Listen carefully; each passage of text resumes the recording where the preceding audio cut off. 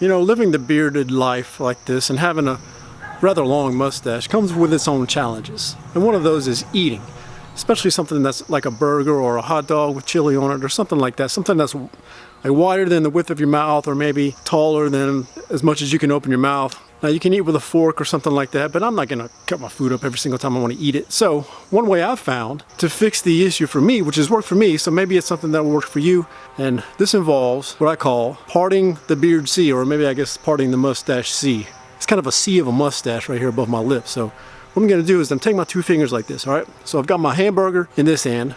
You take your fingers like it's A-okay. I'm gonna take these two fingers and put them right in the middle between the mustache, kind of where it splits at. And I'm just gonna push my fingers apart until I'm holding my mustache away from my mouth. So now it kind of works with a longer mustache like this because I'm kind of holding down a lot of the hairs.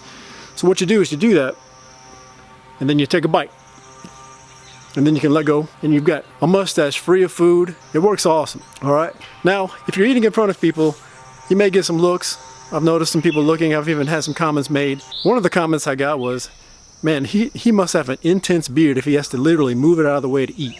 Hey, I like having an intense beard, man. So if that helps out, let me know below. Give it a like. See you next time.